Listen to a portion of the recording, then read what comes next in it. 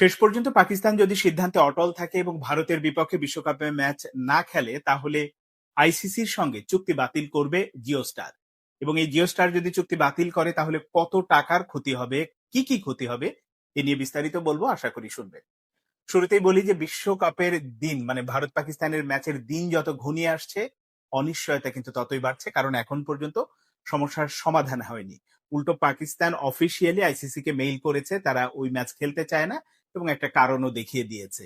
পাল্টা আবার আইসিসি তাদের কাছে তার বিস্তারিত ব্যাখ্যা চেয়েছে যে তোমরা যে কারণটা দেখিয়েছো, তারা দেখিয়েছে যে সরকারের নির্দেশনা অনুযায়ী তারা ম্যাচটা খেলবে না, এবং কি কি কারণে খেলবে না এটা আবার পাল্টা পিসিবির কাছে আইসিসি জানতে চেয়েছে।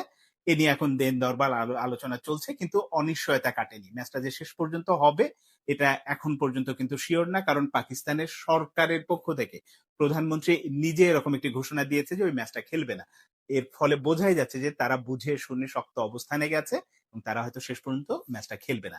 এবং এই যে ম্যাচ যদি না খেলে শেষ পর্যন্ত, যদিও ভারতীয় সংবাদ মাধ্যম বা বিভিন্ন ভাবে অনেক দেশ থেকে চাপ দেওয়া হচ্ছে, অনেক সংবাদ মাধ্যম নিউজ করছে যে না, শেষ পর্যন্ত পাকিস্তান সিদ্ধান্ত পরিবর্তন করবে এবং ম্যাচটা খেলবে। এবং অনেক ভারতীয় সাবেক ক্রিকেটার এমনও বলছে যে 12 তারিখে বাংলাদেশের ইলেকশন আছে, ওই ইলেকশনের জন্যই তারা একটা বিশেষ দলকে হয়তো সুবিধা দেওয়ার জন্য এরকম একটা স্ট্যান্ড নিয়েছে, শেষ পর্যন্ত সেই সিদ্ধান্ত পরিবর্তন করে ম্যাচ খেলবে। কিন্তু আমার ধারণা বা আমার অবজারভেশন, আমি পড়াশোনা করে বা খোঁজখবর নিয়ে যেটা জেনেছি বা জানছি, আমার কাছে মনে হয়েছে যে না, পাকিস্তান এবার বোধহয় আসলে সিদ্ধান্তটা পরিবর্তন করবে না। এবং এই পরিবর্তন না করলে যেটা হবে যে আইসিসি তো অনেক রকম, শুধুমাত্র এই ম্যাচকে কেন্দ্র করেই প্রায় 6,000 কোটি টাকার উপরে লস হবে, এরকম একটি তো শঙ্কা আছে। সেই লসের মাত্রাটা আরো আবার বেড়ে যাবে। সেটা হচ্ছে যে জিও স্টারের সাথে আইসিসির একটা চুক্তি আছে, 4 বছরের চুক্তি, যেখানে স্পন্সরশিপ এবং সম্প্রচার সত্ত্ব নিয়ে যে চুক্তিটা, এর বিনিময়ে জিও স্টার আইসিসি কে এই 4 বছরের জন্য দেয় হচ্ছে $2 বিলিয়ন। এবং $2 বিলিয়ন টাকার অঙ্কে যদি বলেন 36,000 কোটি টাকা। এবং এই যে 36,000 কোটি টাকা জিও স্টার আইসিসি কে দিচ্ছে, এর মধ্যে আবার মেজর মানে মূল আয়টা আসে হচ্ছে ভারত পাকিস্তান ম্যাচ থেকে। কারণ আপনি হিসেব করেন যে একটা ম্যাচেই যদি 6,000 কোটি টাকার উপরে আসে, বাদ বাকি ম্যাচ 2027 সাল পর্যন্ত এই চুক্তি আছে, সেই চুক্তি যদি আসলে রক্ষা না হয়, পাকিস্তান যদি না খেলে, জিও স্টার আসলে এই চুক্তি আইসিসির সাথে রাখবে না, চুক্তি তারা বাতিল করবে, এবং সেটা বাতিল করলে এই পরিমাণ ক্ষতি হবে।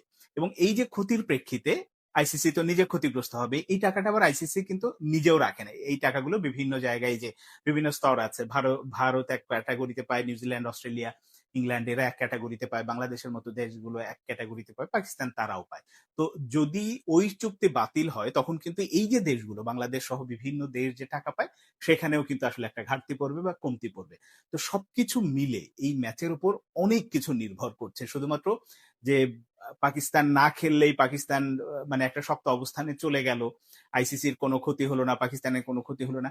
এদিকে আবার যখন এরকম একটা সিদ্ধান্ত নিয়েছে, জানিয়েছে, তখন কিন্তু আইসিসি ম্যাচ খেলানোর জন্য যেমন নানান দিক থেকে চেষ্টা তদবির করে যাচ্ছে, শ্রীলঙ্কা দিয়ে বলাচ্ছে, ইংল্যান্ডকে দিয়ে বলানোর চেষ্টা করছে, এরকম নানান তরফ থেকে একদিকে যখন চেষ্টা চালাচ্ছে, অন্যদিকে আবার পাকিস্তানকে তারা নানানভাবে হুমকি বলি, সতর্কতামূলক কথাবার্তাও বলছে যে তোমরা যদি এই ম্যাচ শেষ পর্যন্ত না খেলো, তাহলে তোমাদের উপরে নিষেধাজ্ঞা আসতে পারে, তোমাদের সদস্য পদ বাতিল হতে পারে, এরকম নানান রকম যেটা সতর্কবার্তা বলি বা হুঁশিয়ারি বলি, এরকম দিচ্ছে। কিন্তু শেষ পর্যন্ত কি আসলে পাকিস্তান সেই সিদ্ধান্ত থেকে সরে আসবে?